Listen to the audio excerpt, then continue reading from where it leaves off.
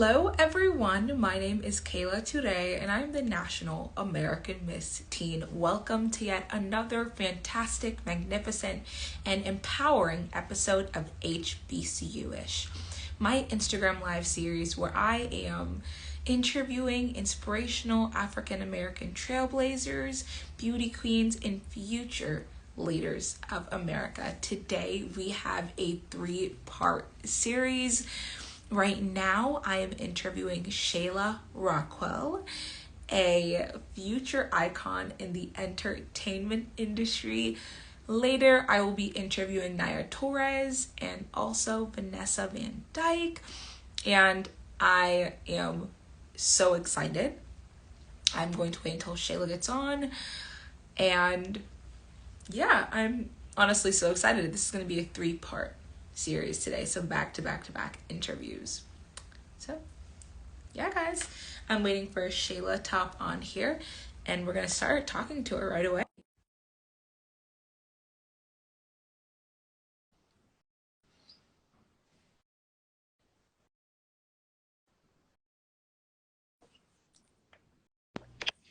Hi. Oh, hello. I hope you can hear me. We can hear you. How are you? Perfect. I'm doing good. How are I'm you? fine. I'm so excited to interview you. I know we've been trying to do the interview for a while, but we're here. We got it. I So am so sorry. I know like the last couple of weeks have been so hectic. But we are here and yes. yeah. Awesome. Okay, are you ready? Yeah, sure. Come on. Okay. So this is Shayla Racquel. hmm Shayla Racquel is an energetic, quintessential creative with a passion for storytelling birthed and honed by her Southern roots. Shayla Racquel's work has been featured in over 40 film festivals and has received over 20 awards to date, including a Student Emmy from the National Academy of Television Arts and Sciences, National Capital Chapter. Her storytelling capabilities have been featured by The Washington Post, Vibe magazine, and a plethora of other notable outlets. Her work is on networks such as Comcast Xfinity, Magic Johnson's Aspire TV, Sean, aka P. Diddy, Combs, Rebel TV, Fox Soul, and many others. She's a two-time finalist of the Series Fest and Shondaland Women's Directing Program and was the lead director of a premiere show that debuted on Keke Palmer's new network venture, Key TV. Recently, she was highlighted as one of OK Player's 8 Up and Coming directors that should be on your radar. As a director, Shayla gravitates towards character-driven and/or genre-bending projects where she can author comedic elements to stories with subtle yet significant messaging, real dramatic stakes, and hidden tension. Shayla Racquel bleeds orange and green, holding a Bachelor of Science in Computer Information Systems from the illustrious Florida A&M University. Her smile and appreciation for life brightens any room. You will always know her when she greets you with smiles are sunshine for the soul. Welcome, Shayla. I'm so excited to interview you. So, I guess we can start with your experience at your phenomenal HBCU. You said you went to Florida A&M. So, how was that experience? Do you have maybe a favorite moment that you had there? Oh goodness. Oh wow, that is such a good question because honestly, everything that I am today, I attribute to going to Florida A&M University. The support system, the friendships, the network, every success that I have could probably be tailored back to attending Florida A&M University. So it is my alma mater. It is my heart. I bleed orange and green. I am a Rattler through and through. And yeah, I just wouldn't be who I am today. I would not be Shayla Racquel if I wasn't Dimps from quarter from Florida A&M University. And yeah, some of my favorite moments from FAMU. So I went to FAMU before like the big camera and like film boom, right? So like DSLRs weren't a big thing at the time. Social media wasn't huge. Like Instagram didn't come out till like 2011. So I'm dating myself. I'm showing how old I am. Instagram wasn't a thing yet. It didn't exist. Twitter just became a thing. So social media wasn't what it is like right now, like as far as like TikTok and Instagram and things of that sort. YouTube was still like kind of new and on its prime. And at the time at FAMU, I was the only one doing it. I was the only one with a camera permanently attached to my hand. I had a VHS type camera that took tapes, and I would make videos and commercials and little vignettes for different businesses and organizations around campus. And I kind of became known as like the girl with the camera permanently attached to my hand. And I feel like being that was like my hustle. Like that was how I made side money while going to FAMU. And it literally like set the foundation and kind of propelled my career forward. So that I would say that that's probably one of some of the biggest memories. I used to do all the Greek step show videos. I used to do all the business videos. You could still probably find that stuff deep buried on YouTube. And it was just a lot of fun back then when it wasn't, everyone wasn't doing it. And two, we didn't have like the pressures of social media on our backs to do it. We were just all having fun. I love that. You kind of said that you were known as the girl with the camera. So when you were at FAMU, did you know that film was something that you were interested in or something that you wanted as a career? Yeah, so it's interesting. I don't think at the time I knew the language to say, oh, I wanted to be a director or oh, I wanted to be a writer. I just knew that I wanted to do something within film. I knew that I wanted to make what I saw on television and when I went to theaters, but I didn't have the language at that time. So it was just like, okay, well, I know to do this was you needed a camera. So I got a camera. And that was just how I kind of like worked through it and matriculated. And as like I continued to do it and I gained like mentors, I gained like people to help me see, okay, this is actually a career path and there is a way into the Hollywood aspect of it all, and you already are kind of laying the foundation, you just got to keep going, then that's when it kind of came to me like, okay, I can put a plan in place. But I think at the time, I didn't know, like I wasn't calling myself I don't think I was calling myself a director. Or if I was, I didn't really know what that really entailed like I do today. Actually, I do think I was calling myself a director, but I definitely didn't know what it entailed until I matriculated into this career a bit better and actually knew what exactly that taking on that title meant. And you spoke a little bit about mentors that you had at FAMU. Can you maybe talk to us about one of those mentors that really pushed you and helped you become the film director that you are today? Oh wow. You know what, I would actually want to go a little further back and talk about like my mentors from like high school who kind of pushed me and made me who I am today. I had some just amazing teachers.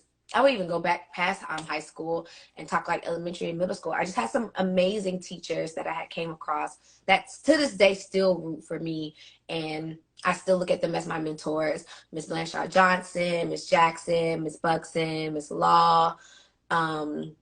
They were Mr. McLean. They were just Miss Jordan. They were just some teachers who saw something in me back then. They saw my creative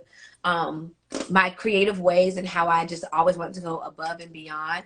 And they cultivated that talent. They didn't like try to like suppress it whatsoever. They gave me, even though I was going to like a primarily Black public school, they made sure I had the resource in order to like really cultivate those talents. And they pushed me out of my comfort zone in order to like really explore all that I could be and all that I could be interested in. And I give them all, and they all went to HBCUs. Like Miss Long went to Florida A&M University. She's probably the reason why I went to Florida A&M University. Mr. McLean, I think he went to South Carolina State, through and through. So like, yeah, those were like my mentors that I remember kind of sticking with me throughout my trajectory and just really pushing me to just to figure out who I am and just really develop the craft. And I give them all the the gratitude. Mm-hmm. And you said that some of your mentors went to HBCUs, including FAMU. So what makes FAMU so special? Oh, what makes FAMU so special? You know, it's interesting, right? Like everybody who goes to an HBCU feels like their HBCU is the top Mm-hmm. HBCU. But I am here to tell you that FAMU is the top HBCU, is the #1 public HBCU in America. Mm-hmm. The stats do not lie whatsoever. And there is, you know, like I have friends that are that attended all HBCUs. I have two friends who attended Howard. My family went to South Carolina State. I have my dad who went to Tennessee State. I have a cousin who went to Southern. Like I have been very much so well versed into HBCU culture through all aspects, and even they see the difference. FAMU is almost a cult. In a way, and just the way that we support each other.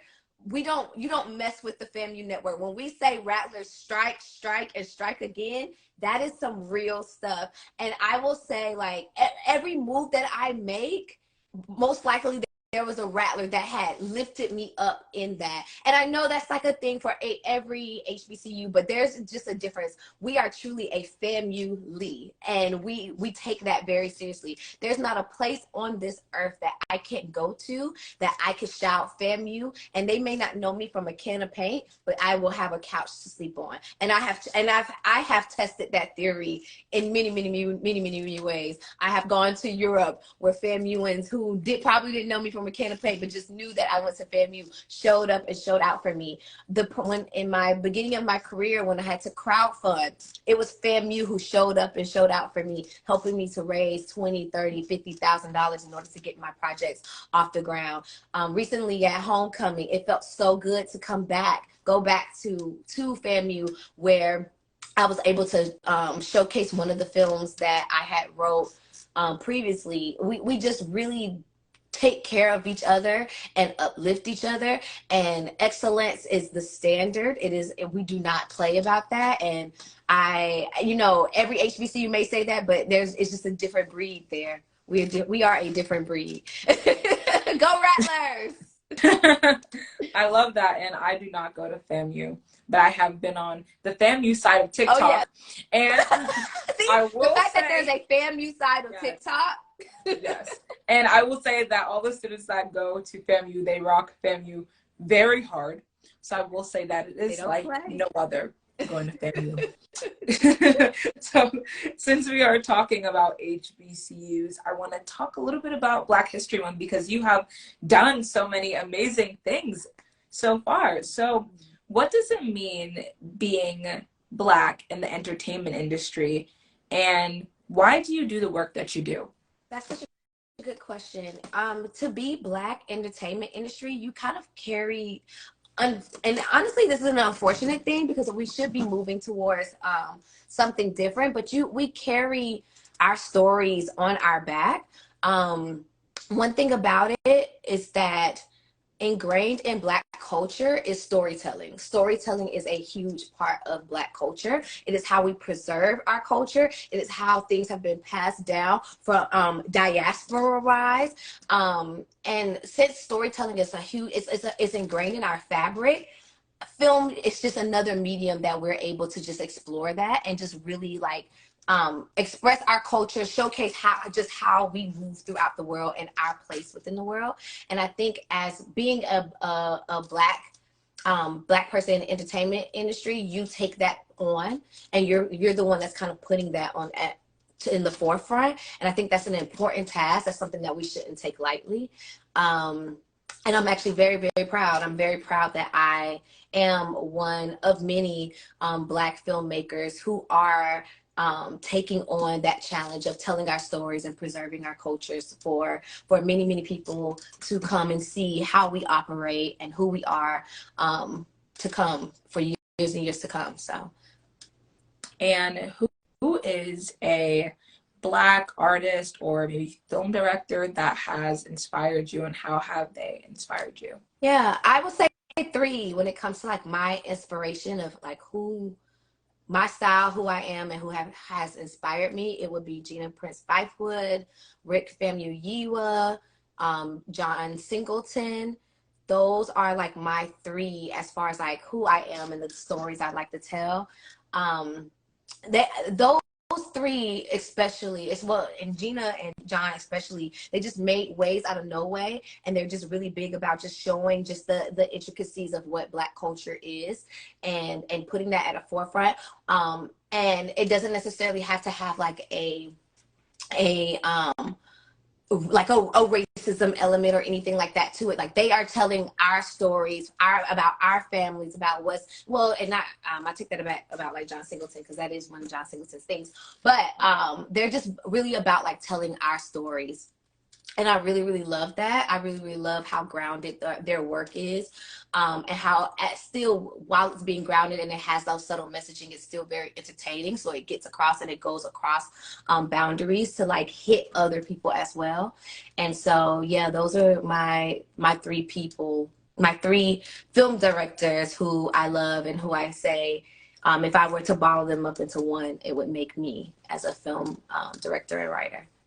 Love that.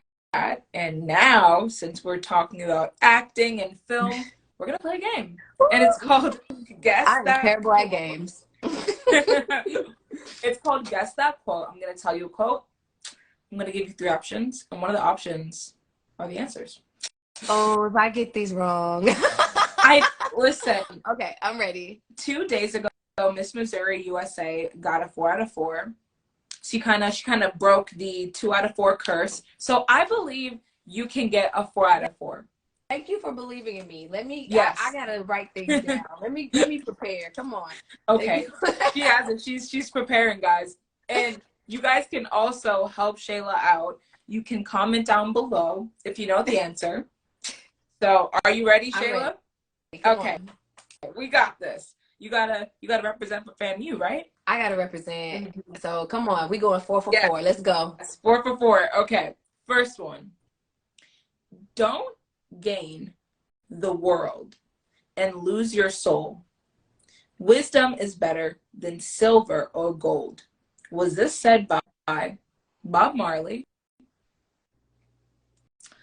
Denzel Washington, or Samuel F. Jackson? Don't gain the world and lose your soul. I really want to go with hold on, let me see. I'm gonna phone a friend. I feel like it's Bob Marley because one, it rhymes. And I just don't ever. I think I would know if there was a Denzel or Samuel L. Jackson quote. So I'm gonna go with Bob Marley. It is Bob Marley. Woo! Okay, that's one. I got 3 more. Okay, guys. For some reason, my computer decided to shut down on me. Okay. So I will be back in 2 minutes to get the 3 other quotes. But while I am getting the quotes ready, you guys can answer some questions. I think I saw some come in. Okay. So, well, yeah. You can answer those while I'm getting the questions ready, okay? Okay. I see one from Shania. Hey, Shania. Shania, I love you. What would you tell your younger self right now? You would ask a question that would probably make me cry. You are not too much. You are just enough. Don't change who you are for nobody. And leave them boys alone, girl. That's what I would tell myself, my younger self. You are not too much. And anybody who tries to make you feel like the things that you do and who you are and how you operate is too much, they don't understand the vision. And it's going to pay off one day. That's something I really would love to tell my younger self. I don't see anything. I think that's it. Shania is the only one. I'm glad y'all told me it was Bob Marley. I was going to guess Bob Marley anyway, so she ain't on the call. I was going to guess Bob Marley anyway because it rhymed. But baby, I knew it wasn't Denzel. That don't even sound like a Denzel quote. Why y'all laughing at me? I don't like that.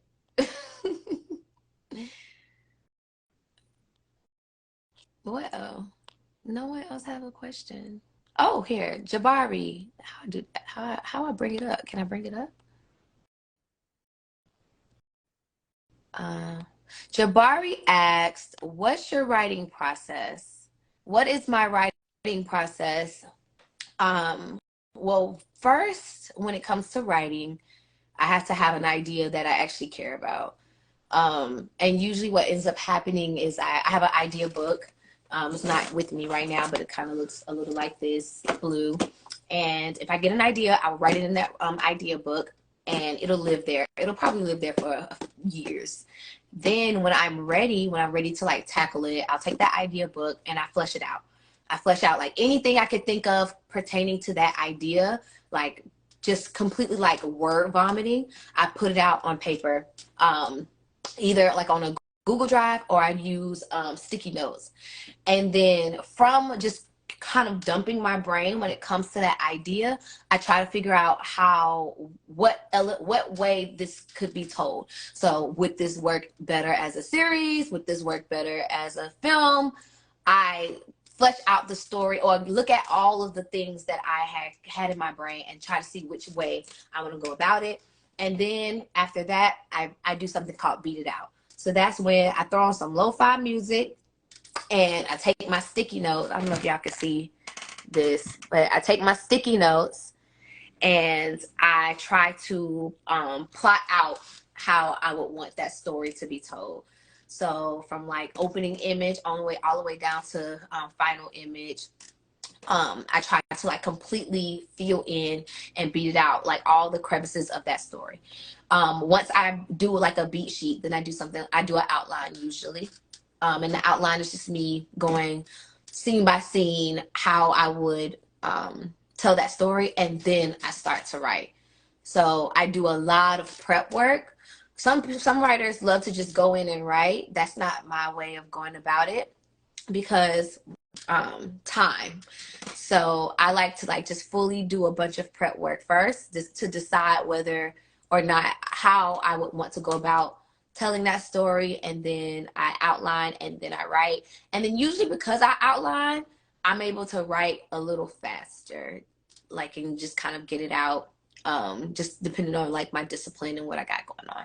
So that's usually my writing process. Hey, you're I'm back.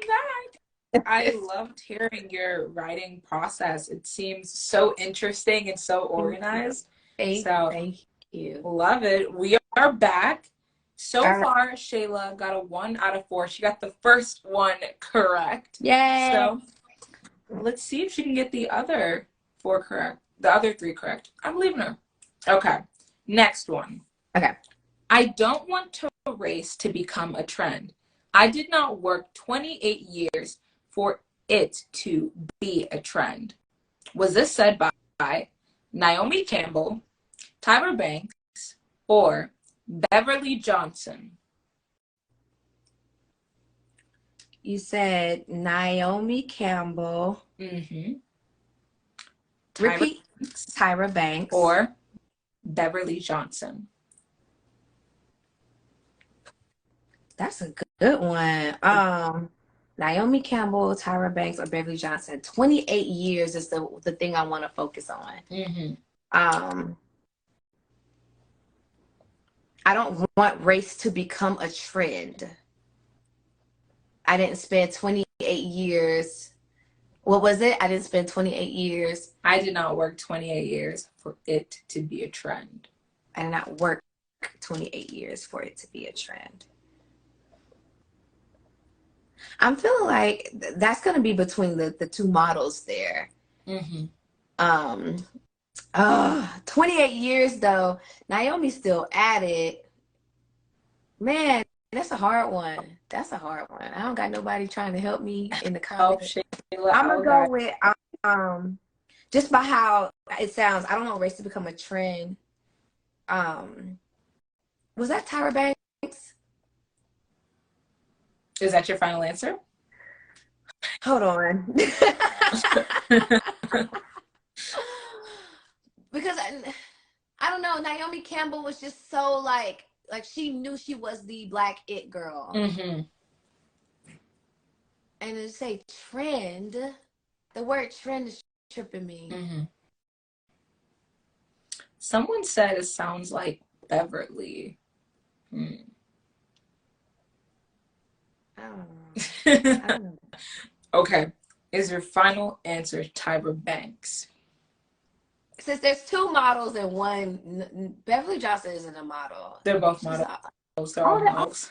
all models. Then who am I thinking Beverly? Because Beverly Johnson, I thought that was the author. That sounds like an author's name, right? Yeah, I'm gonna go with Beverly because I'm gonna just because Naomi and Tyra is throwing me off. Mm-hmm.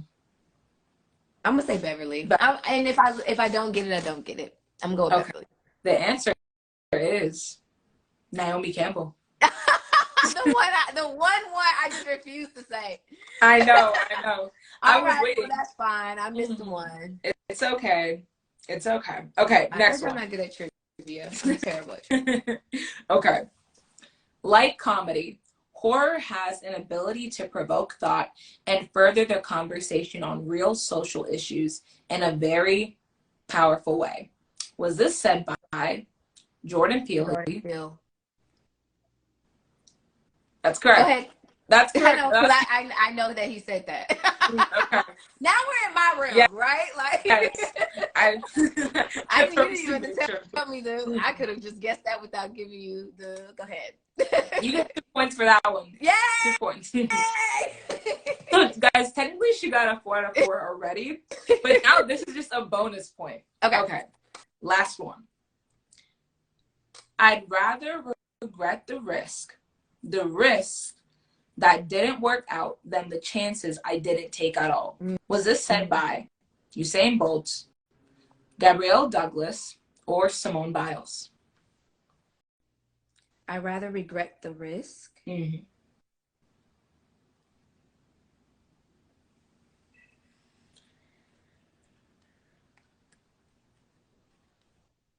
that Gabrielle Douglas? You got two gymnasts and one track star. Yes. I don't remember. I feel like Simone Biles has been the one that talks. But Gabrielle Douglas has such a story. I could see her saying something like that too. Mm-hmm. Why should be Usain Bolt? I'm going with Simone Biles, and if I don't get it, that's correct. Yes, she was like the more vocal, and she has like such a story. Mm-hmm.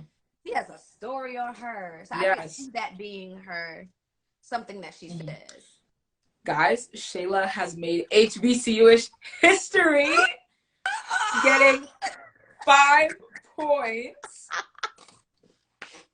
I know everyone that watches this that's from family is going to be very, very proud.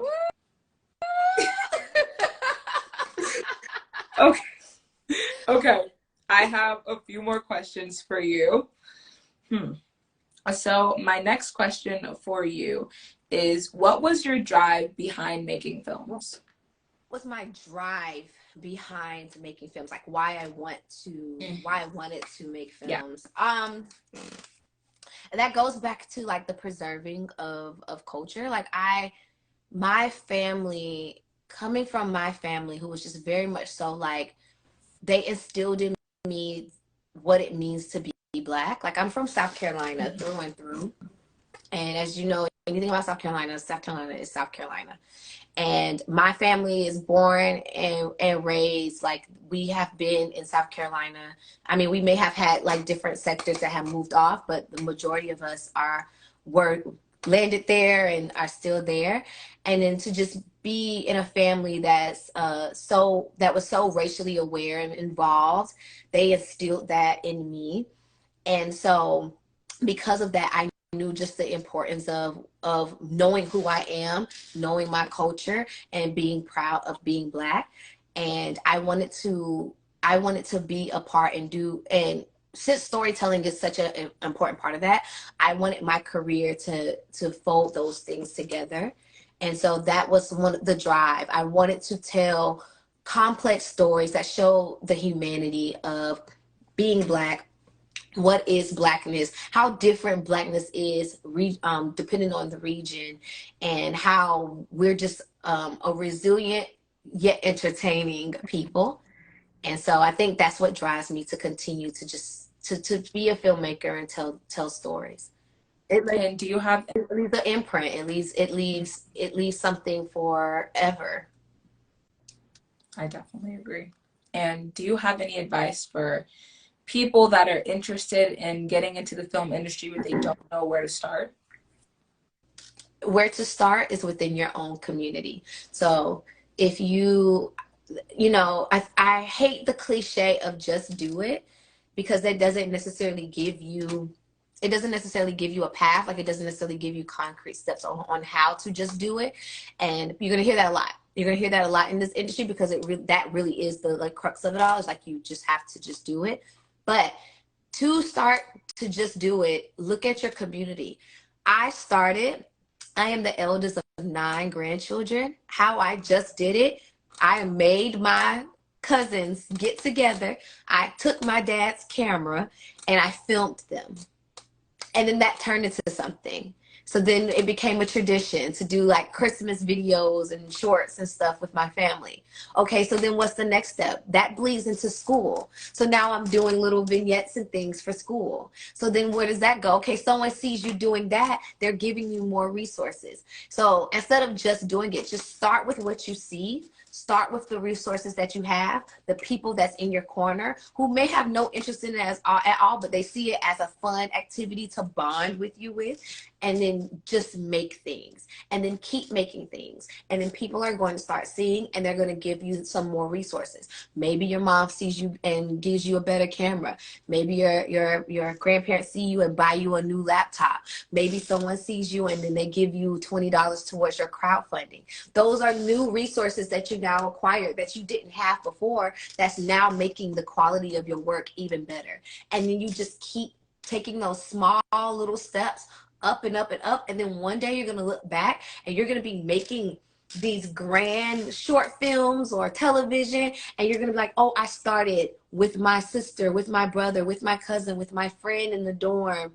And it just started from there and just blossomed because we just held our head down, held our head up, and kept moving forward. I think that is what I would tell anyone who's interested in being a part of the industry. Don't look at the glitz and glam and where you want to end. Look at your now and look at what resources you have now and how you could build upon that, and just start. That's the hardest part. I love that. And do you have any projects that you are doing in the future or currently that you want to share with us? Sure. I can't be too specific, but I am slated to direct 2 feature films, and a possible that I hope that I learn, that I nail down sometime next week, which will be 3. And then I have some other television-esque things coming out the pipeline as well. So we're moving more into industry work in 2023. And I'm really excited, especially for like a moving into the feature film space, because I've worked in like the commercial and short film space for so long, that to have, studios and networks trust me with bigger budgets to do the feature, and having the streaming or possible theatrical release, it is absolutely a dream come true. So be on the lookout, follow me. I have a lot of things coming down the pipeline in 2023, and I'm really excited to share that with the world. Ooh, I'm so excited for you. So I have 2 more questions, and then I have Okay. I don't leaned in my chair and everything. Comment down below if you guys have any more questions for Shayla. So far, it's been such a pleasure being able to speak to you, and it's honestly been so fun getting to know more about you. I mean, you've been doing so many amazing things, and I just can't wait to see the more phenomenal stuff that you do in the future. Thank you. So, since you are a filmmaker, have you ever thought about acting? Are you an actress? Is acting something that you want to see you do? Like, do you want to see yourself doing that in the future? Maybe? I get that, surprisingly enough, I get that question a lot. And the answer is no. So, I actually started that way. I was a theater girl through and through. I was a theater geek through and through. And I mean, from the moment I could talk and be on stage for church plays when I'm like 2 and 3 years old, all the way probably through high school, I was a huge theater drama girl. So I've been on that side of acting. That is my foundation. That's my background. And then I realized that I really did not want to be like, I really loved I had a teacher who's my mentor, Ms. Glenshaw Johnson, who was like, I know, you all want to be actors and actresses, but you all should really love production, really learn production management, and stage management and things of that sort. And she gave me the chance. I wrote a play, and she invested in it and gave me a chance to direct that play, and I never looked back. I never wanted to be in front of, even though I was one of the actors in that play, writing it and then directing it, and then being a part of it. I didn't want to be an actress anymore. I really wanted to be behind the scenes. And then I fell in love with the camera and what you could do with it, and how like theater really prepared me well for that. And I just never looked back. I've always just wanted to, even doing things like this kind of make me, because I'm not necessarily a in front of the camera talent. So yeah, let's say I was at one point, and now it's just strictly behind the scenes, behind the camera, and working with lovely, talented actors and actresses, and helping them really tell the story and bring their characters to life. That's my go-to. I love that. I find that so interesting that you grew up acting. And I feel like, honestly, when I meet directors that used to act, I feel like their connection with the actors feel so much more special. And I feel like they're kind of able to be like, okay, I understand how you're feeling right now. This is how I can help you. So I find that so amazing. We are going to play our last game. Oh no, another game? Yes. This game is easier though. It's this or that. So okay. Yeah. You technically, your answer is the correct answer. Okay. I can do this. You got this. Okay. Would you rather have a walk like Naomi Campbell or a sense of fashion like Rihanna? Oh, that's hard, right? That's hard, guys. I'm gonna say a walk like Naomi Campbell, and I'm gonna tell you why. I am parrot-toed and bow-legged, and I have a really weird walk that my friends pick at me about every single time. And I just feel like if I had a walk like Naomi Campbell, there will be a confidence that exudes from me that could just be undeniable. As far as fashion sense, I know I'm eventually going to get to a place where I can hire stylists to make me fashionable. So I feel like that can still be accomplished later, but you can't teach a walk like Naomi Campbell. So that's just a confidence and a sense of pride that comes with that just you're born with. So I would want that. That's what I would want. Oh wow. Okay, next one, two more. The Cosby Show or Family Matters? Family Matters.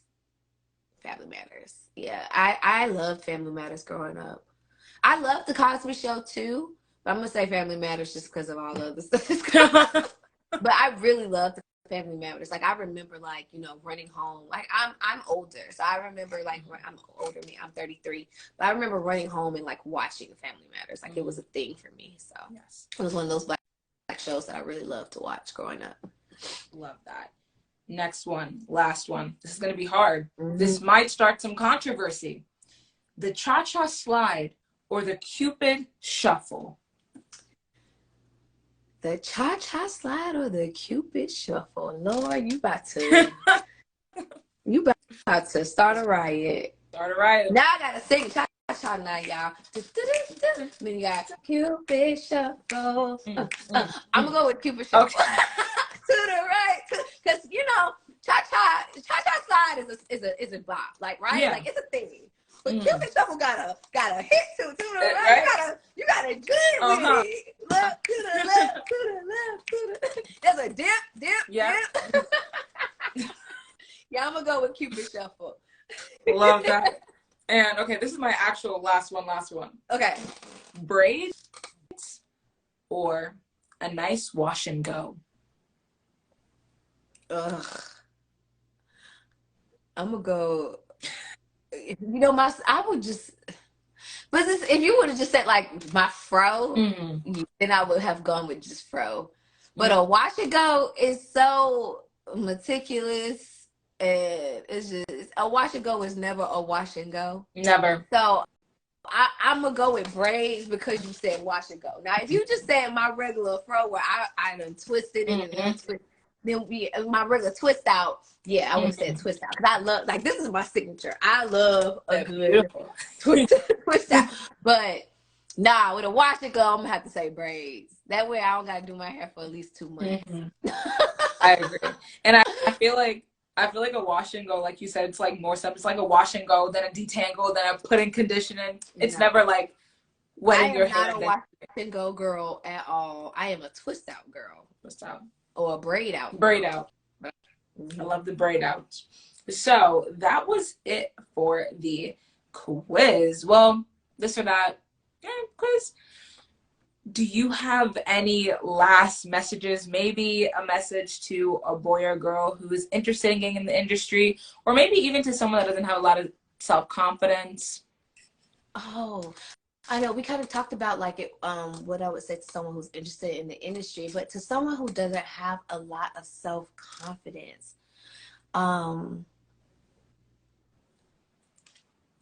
wow. Because that's the thing, right? Like when it comes to like self-confidence, there has to be a little bit of something hidden in you. And I would say try to find that. Like look yourself in the mirror, deep in the eyes, and find that one thing you like and let that blossom so that you can like ground yourself in that and find your confidence in that. Because not all the time we're going to get it from the outside source. So sometimes we're just going to have to be the ones that look ourselves deep in the mirror. And I got this from my friend Michael Monroe, who is an actress. She played in Insecure and the whole Intel series and everything. And sometimes I would get down on myself and she would tell me, you need to look yourself in the mirror and find that inner thing that you love about yourself that no one can take away, and allow that to like blossom out and become like consume you, so that whatever you're feeling unconfident in, you can find some solace in that. And that's what I would tell someone who's not feeling unconfident, to do that. And then also understand one thing, that your ancestors ain't letting you down, honey. You got the most resilient, tenacious, strong ancestors in your bloodline, especially if you are. I'm talking to my black girls, my little black girls, my little black boys. And so I tap into what is already in your bloodline and find the solace in that, and find that confidence that is already should be embedded in you, because honey, your ancestors because you exist, it's proof that your ancestors was nothing to play with. So love that. Shayla, it's been such an honor to be able to speak to you. I mean, you made a history today, getting a 5 out of 5 out of all the interviews that I've done. You're giving me that, but I'm gonna take it though. I'm gonna take it. Yes, a 5 out of 5. Like I said, it's an honor speaking to you. You were such an inspiration, such a trailblazer. I cannot wait to see all of the amazing things that you do. And I mean, you're currently doing fantastic stuff. So it's just an honor being able to speak to you. And I don't know, guys, one day we might just collab. You never know. Come on. You're a gorgeous, gorgeous girl. Thank you. Amazing. Thank you so much. Thank you. You are beautiful as well. Thank you guys for joining. Don't forget to follow, Shayla and watch all the amazing stuff that she does, because you are going to see her getting those awards and continuing to get those awards. And it's just such an honor being able to speak to you. Have a wonderful day. And thank you to everyone that tuned in. Thanks for having me, Kayla. Of course. Bye.